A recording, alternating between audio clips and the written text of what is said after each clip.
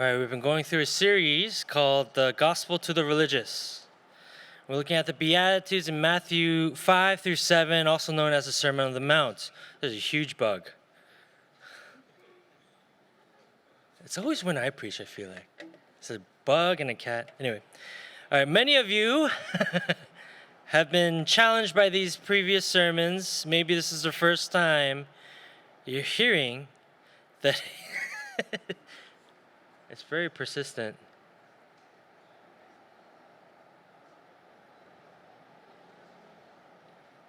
Okay, there we go.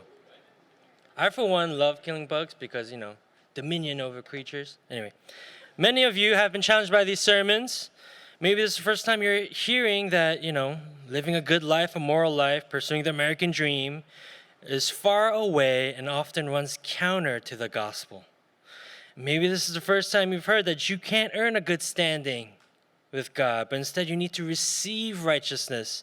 And unless Jesus is your righteousness, none of this will make sense. You might have been challenged or maybe even a little offended by maybe forgiveness, maybe lust and purity.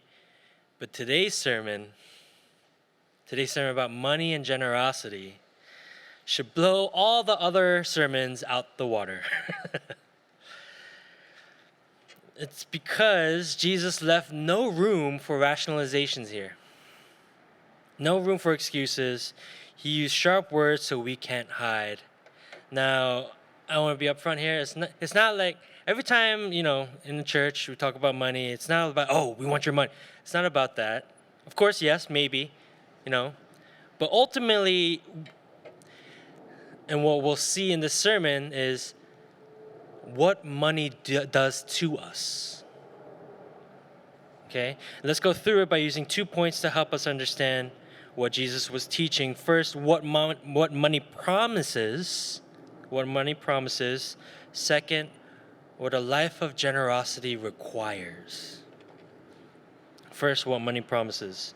The reason why religious people chafe at Jesus' teaching on money and generosity was essentially because he was saying this: you can be squeaky clean sexually, but if you love money more than God sees that as offensive as sexual wrongdoing.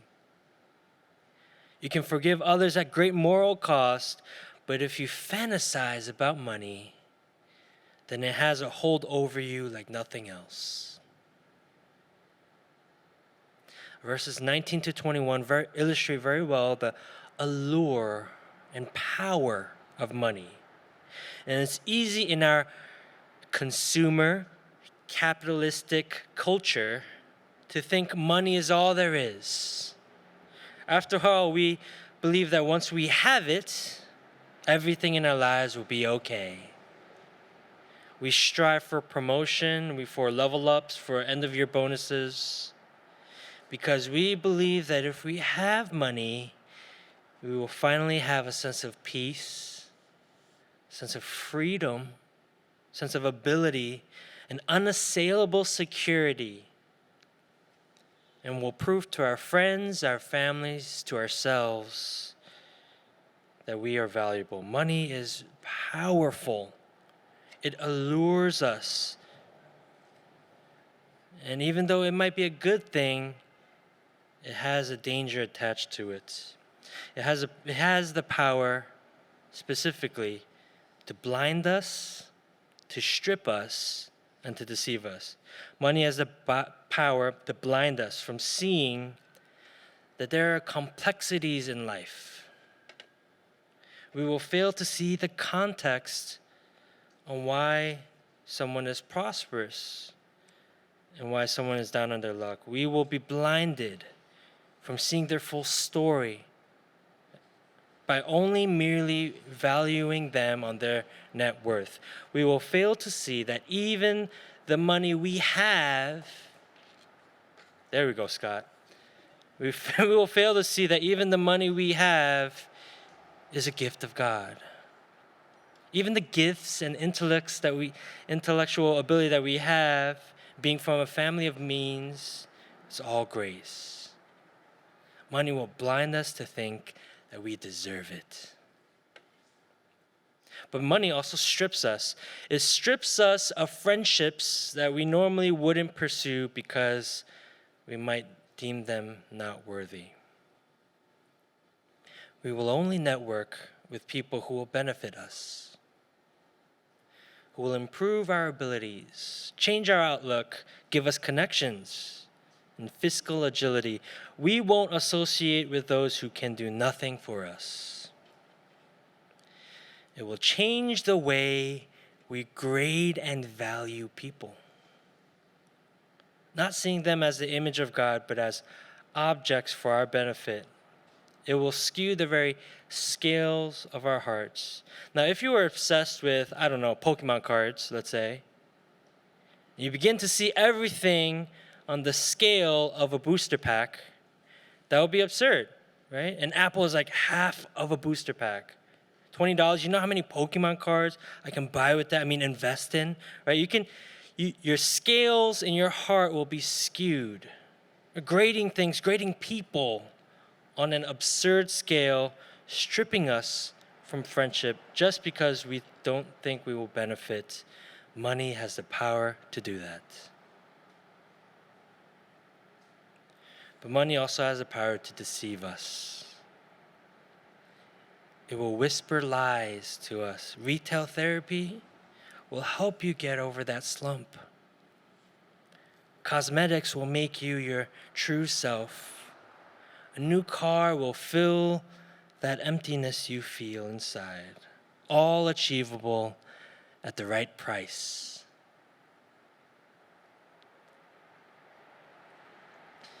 Your personality flaws, who cares?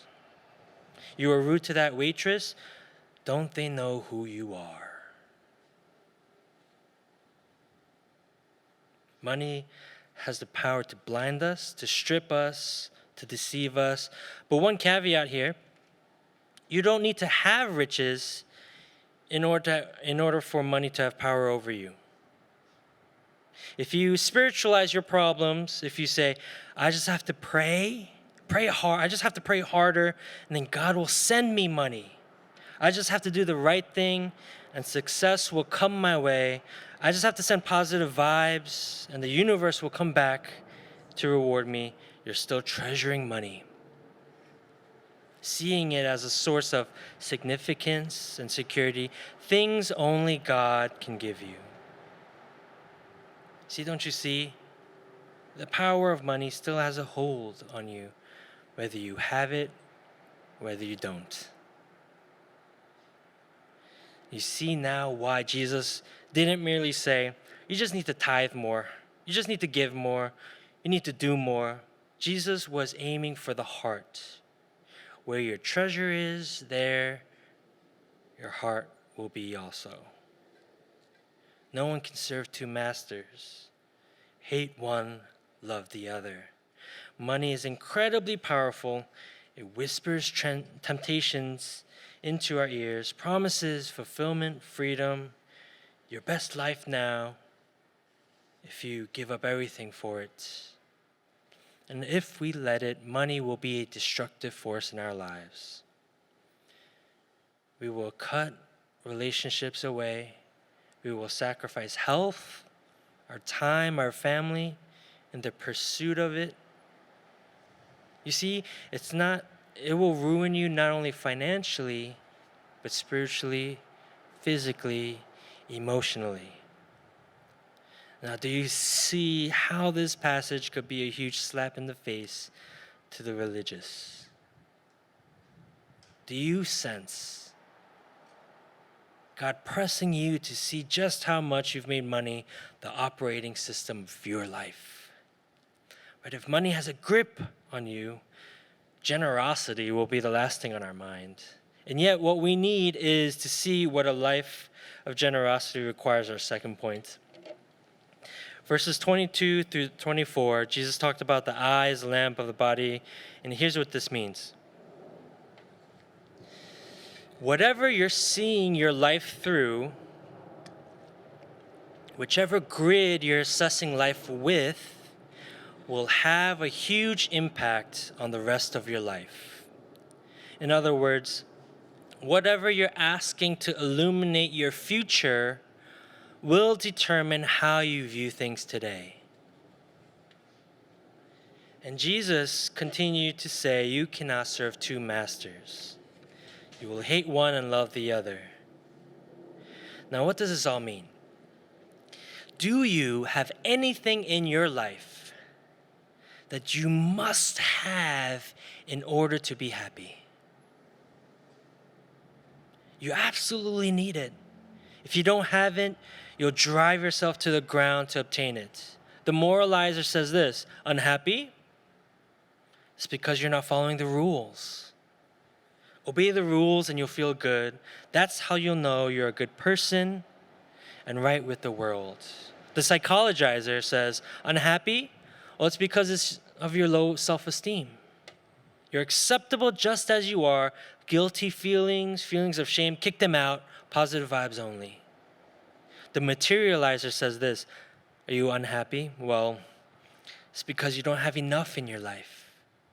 You need more tech, need more brunches, you need more photos of food, more photos of your dog. You need more followers. You need more. That's how you'll know you've made it in life. Now, can you take a moment here and do you see yourself in these? Is there something you must absolutely have in order to be happy, to know that you've made it? Anything you add to Jesus as a requirement to be happy, anything that absorbs your heart and imagination, whatever that thing or those things are, will end up strangling you. They will kill you. They will make it impossible for you to find the joys within the gospel. God has to break that stranglehold over you. The crushing burden of something you must have, looking at things that have power over you, that are pushing you into urgency in order to get it. Now, Christianity is a whole new approach to life. It says that most of our deepest desires for success and identity is our effort to try and be something only Jesus can be for us.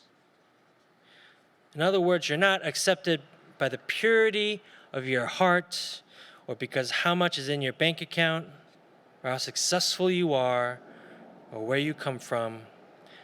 Jesus has to be your righteousness. That's the only way. That's the only way you'll truly be happy. Because you can never lose him. Because you won't devolve from having him as your master.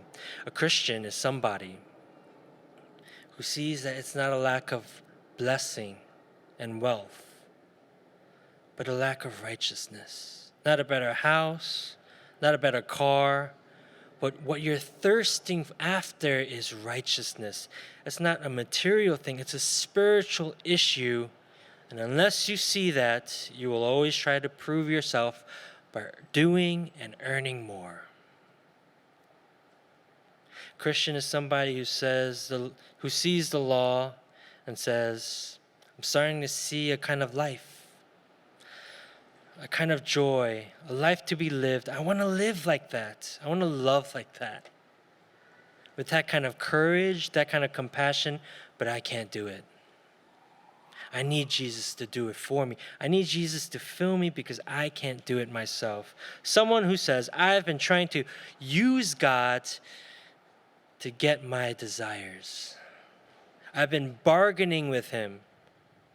What do I have to do? What do I have to clean up? I want you and my desires. And God says, absolutely not. Someone who sees they've been trying to serve two masters, but will always try to bend one to get the other. And when you see the true God, when you meet him, you'll see that what you've been living for doesn't come close. When you see the beauty and glory of the resurrected Jesus, just like Paul did, everything else will seem pale in comparison until you are enamored by the cross of Christ and the costly price God paid to give you this righteousness, you will always try to earn it yourself. You will approach generosity as a test of your moral ability. And the only way generosity can be something that gives you life instead of seeing it as a depletion of resources is if you see God giving up everything for you. On the cross, you see the God of the universe giving up his rights, giving up his life, his spirit, all so that forgiveness could be possible. We can't live a life of generosity because we are full and, okay, well, here are the leftovers. A life of generosity is as integral to us as breathing is because it's a natural reaction to having the true God as the master of our hearts. And until you see the cross as a humiliating, destructive, unjust death of the Son of God, seeing Jesus emptied of wealth, emptied of power, generosity will always feel like an option. In the cross, you have the confidence to say, if God gave up his Son to love me, there's nothing God will withhold from me. There's nothing he won't fail to give me unless it's for my good. That's how we can be freed from the grip of money. That's the requirement for a life of generosity. If you treasure Jesus, if he is your Lord, then generosity will be something freeing rather than seeing it as a depletion. Unless Jesus is your true God, unless he is your righteousness, Christianity won't make sense, generosity won't make sense. In fact, the law of God will be a destructive force in your life unless Jesus is your righteousness. See Jesus on the cross and find the satisfaction and joy and love and security and significance that you've been searching for. Let's pray.